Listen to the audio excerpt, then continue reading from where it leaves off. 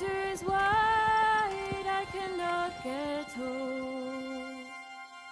Give me a boat that can carry two, and both shall row, my love and I.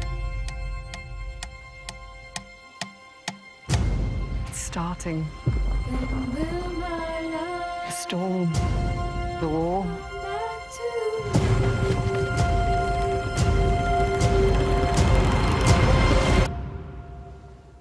It's almost here. The end of season 5, because we did get to see a little bit of what happened to Ian at the beginning of season 6. He's in a much better place. He knows where home is, I think, in his heart. He's still struggling with his identity a little bit. He's between the two cultures, but he's now finding his path again back to his family. Young Ian as a character, I think, always wears his heart on his sleeve. And as we go through the season and loyalties are tested, he has to really decide who he is and what he's going to stand for. But I think where we find Roger and Brianna in season 6 is more together than you've ever seen them. They've both embraced and accepted the 18th century as their home. Because in season 5, they tried and failed to go back to their time. But for Roger, I don't think he had quite realised that it was more home to him, than he thought. That set up a sort of a foundation for Roger and Brianna to understand that they can be happy there. So it then just becomes about what is our purpose as a family here, settled where we're going to spend our life. So that's quite an interesting position, I think, that we find Roger in season 6.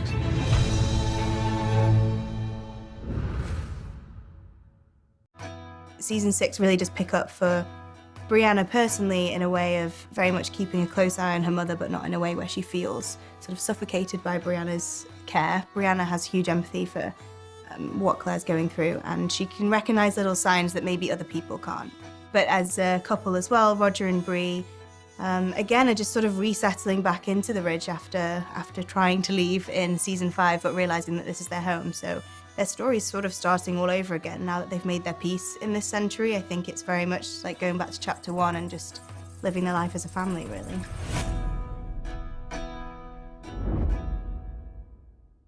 We pick up this season a few months after the end of season 5. Claire, even though she's putting on a very brave face, I think she's still very, very traumatized by what happened at the end of last season. It kind of resurges and comes to the fore in other ways. So it's unusual that we see Claire not be in control and not be able to manage what's going on with herself. She's someone that has always been able to compartmentalize different parts of her life, but we see her start to unravel this season. It was good material for me to be able to play.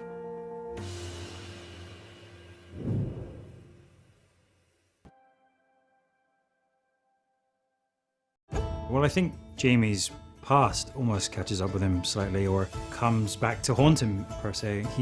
We meet some characters that come back into Jamie's life, and some are good and some are more unsettling.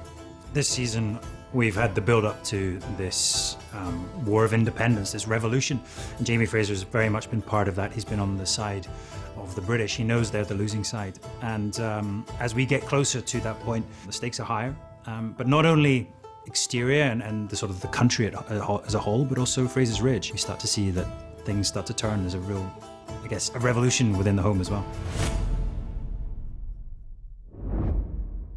From the top, please, from the top.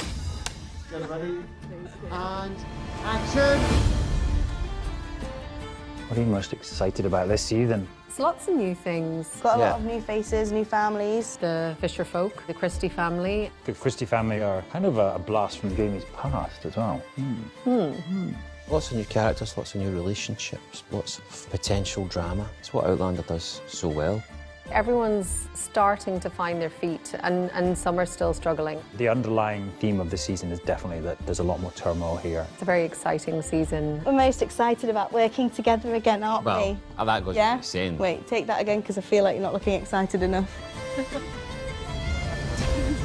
We are so excited to be filming back in Scotland. We are. We're really excited for season 6 of Outlander.